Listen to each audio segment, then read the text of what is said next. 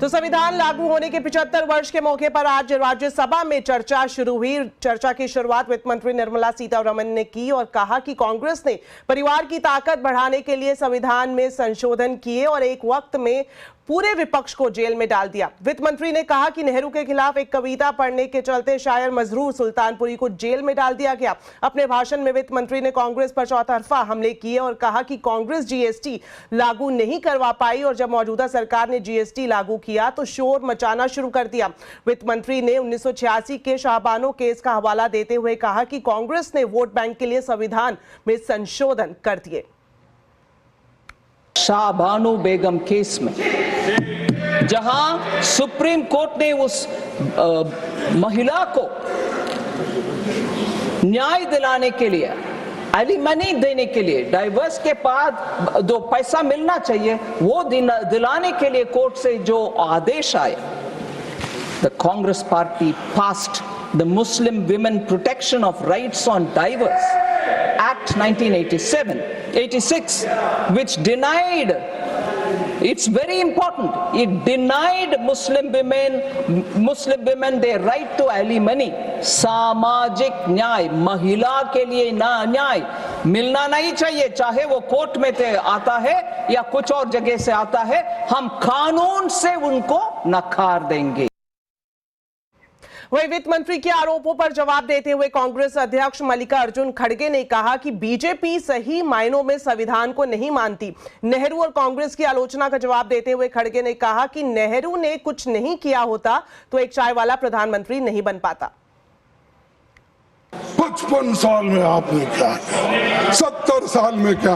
अरे बाबा, हम अगर नहीं करते, तुम लोग इंजीनियर हो के यहाँ नहीं बैठते, डॉक्टर हो के नहीं बैठते थे, और मोदी जी इस देश के प्रधानमंत्री भी नहीं बनते थे, और मैं एक लेबर का बेटा अपोजिशन लीडर भी नहीं बनता था। ये सोच के रखिए आप, तुम अपने आप को 30 मार का मत समझिए। ये सब देन पंडित जवाहरलाल नेहरू जी, महात्मा गांधी की, डॉक्टर अंबेडकर की, वल्लभ भाई पटेल की है। तो संविधान पर चर्चा दोनों सदनों में राजनीतिक वार पलटवार बनकर रह गया। आखिर क्यों? आज आवाज अड्डा में इसी पर होगी बड़ी चर्चा शाम 7:57 पर।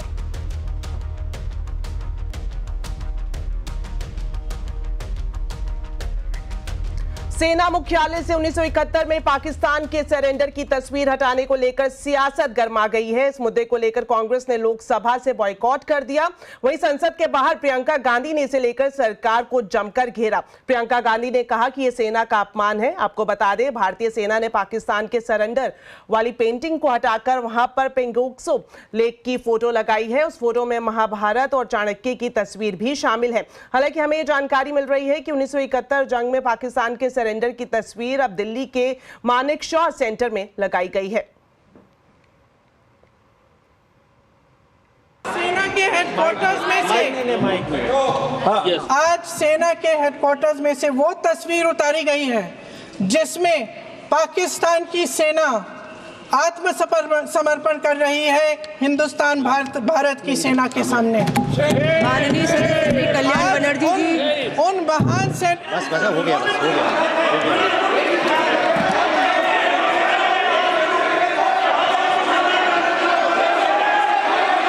प्रधानमंत्री म्यूजियम के सदस्य इतिहासकार रिजवान कादरी ने कांग्रेस सांसद और लोकसभा में विपक्ष के नेता राहुल गांधी को पत्र लिखा है, जिसमें उन्होंने कहा कि सोनिया गांधी की कस्टडी में नेहरू से जुड़े कुछ पेपर हैं, उसे पीएम म्यूजियम में और लाइब्रेरी को तुरंत लौटाया जाना चाहिए।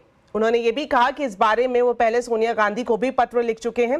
ये पत्र एडवीना माउंटबेटन से उनके पत्राचार से संबंधित है। रिजवान कादरी कहते हैं कि मैंने सोनिया गांधी को पत्र लिखकर रिक्वेस्ट किया था कि नेहरू कलेक्शन से 8 कार्टन विड्रॉ किए गए हैं, उसे वापस संस्था को पहुंचाया जाए या फिर स्कैन करने की अनुमति दी जाए। चलिए अब एक नजर डालते हैं बाजार के हाल पर। कारोबारी हफ्ते के पहले दिन बाजार में दबाव रहा। सेंसेक्स निफ्टी गिरावट के साथ बंद हुए। सेंसेक्स की बात करें तो 385 पॉइंट गिरा, वहीं निफ्टी 100 पॉइंट फिसलकर बंद हुआ। हालांकि mid cap small cap shares में खरीदारी देखने को मिली। तो मार्केट का पूरा हाल अब जानते हैं कंचन नौटियाल से। तो कंचन, आपसे जानना चाहेंगे कि आज किन सेक्टर में तेजी और कहां मंदी दिखाई दी? वेल जैसे कि आपने बताया कि डेफिनेटली हफ्ते के पहले कारोबारी दिन बाजार में एक दबाव तो डेफिनेटली हमें देखने को मिला है, लेकिन स्टॉक स्पेसिफिक अप्रोच एक बार देख लेते हैं कि बाजार में किस तरीके का स्टॉक स्पेसिफिक मोमेंटम रहा है। गेनिंग साइड में निफ्टी की बात करी जाए तो डॉक्टर रेड्डी लैब में करीबन 2% का इजाफा देखने को मिला है, इंडसइंड बैंक 1.5%, एचडीएफसी लाइफ 0.5% और साथ ही साथ पावर ग्रिड में भी करीब 0.5% की हमें एक बढ़त देखने को मिली है। लूजिंग साइड में टाइटन का नंबर सबसे पहले आता है, 2% की कमजोरी, अडानी पोर्ट्स 1.5%, हिंडाल्को में 1.5% और इनफैक्ट टीसीएस भी आज करीबन 1.5% की कमजोरी के साथ बंद हुआ है। गेनिंग साइड की बात करी जाए तो ओबरॉय रियलिटी में अच्छी खासी तेजी देखने को मिली है। इनफैक्ट सारे ही रियलिटी सेक्टर स्टॉक्स देखें हम तो वहां पे अच्छा खासा एक मोमेंटम देखने को मिला है। इनफैक्ट हुडको में 6%, सुंदरम फाइनेंस में हमें 5.5% और डिक्सन टेक्नोलॉजीज में भी करीबन 5% का अपसाइड मोमेंटम देखने को मिला है। लूजिंग पॉकेट की बात करी जाए तो भारतीय हेक्साकॉम करीबन 1% की कमजोरी के साथ बंद हुआ है। एचपीसीएल में 2% का डाउनसाइड देखने को मिला है। टोरेंट पार में भी करीबन 0.25% और कोलगेट में भी हमें 1.5% की एक कमजोरी देखने को मिली है। शुक्रिया कंचन पूरे मार्केट अपडेट के लिए। एलिक्सर इक्विटीज के डायरेक्टर दीपन मेहता का कहना है कि मजबूत डिमांड के चलते रियलिटी शेयर्स में जोरदार तेजी रही है, लेकिन अब रियलिटी शेयर्स का वैल्यूएशन महंगा हो गया है। आई थिंक रियल एस्टेट में कई महीनों से सालों से हमने तेजी देखी है। उसकी वजह यह है कि there is apparently hardly any slow down taking place. जो भी हेडलाइन न्यूज़ आ रहे हैं इंडस्ट्री के बारे में, they are suggesting that demand is very strong, prices are holding up. और सबसे बढ़िया बात यह है कि as you know real estate stocks की वैल्यूएशन नेट एसेट वैल्यू के बेसिस पे होती है, और जो नेट एसेट वैल्यू है ना हर क्वार्टर थोड़ी थोड़ी बढ़ रही है, because they are taking on new projects, could be redevelopment, could be land bank, could be existing distress projects.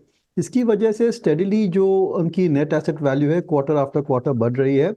और जैसे मैंने कहा, I think demand is holding up pretty well, so इसके कारण से we are seeing good appetite for real estate stocks. लेकिन valuations काफ़ी महंगे हैं इस पूरे सेक्टर में, और जो डिस्काउंट चल रही थी net asset value 1 year ago, 1.5, 2 years ago, वो काफ़ी हद तक नैरो हो चुकी है। So I would remain invested in real estate, पर इस लेवल पर फ्रेश इन्वेस्टमेंट के लिए थोड़ा सोचना चाहिए।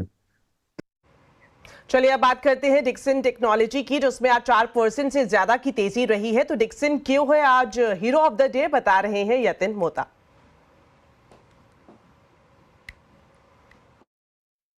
आज डिक्सन टेक्नोलॉजीज़ के शेयर्स फोकस में है। स्टॉक एफएनओ का टॉप गेनर है, और कहीं ना कहीं ये जो न्यूज़ फ्लो है जहां डिक्सन एक जॉइंट वेंचर फॉर्म करने वाला है वीवो इंडिया के साथ, उसके बाद स्टॉक में बज़ बना हुआ है। ये joint venture mobile phone manufacturing करने के लिए बनाया जाएगा, जहां डिक्सन टेक्नोलॉजीज़ लगभग 51% होल्ड करेगा। कुछ ही दिनों पहले जो ब्रोकरेज की रिपोर्ट आई थी, उन्होंने भी यही सुझाया था कि जो मैन्युफैक्चरिंग और China+1 की थीम है इलेक्ट्रॉनिक्स में, उसका एक बेनिफिट डिक्सन टेक्नोलॉजीज़ को होता हुआ दिखाई पड़ेगा।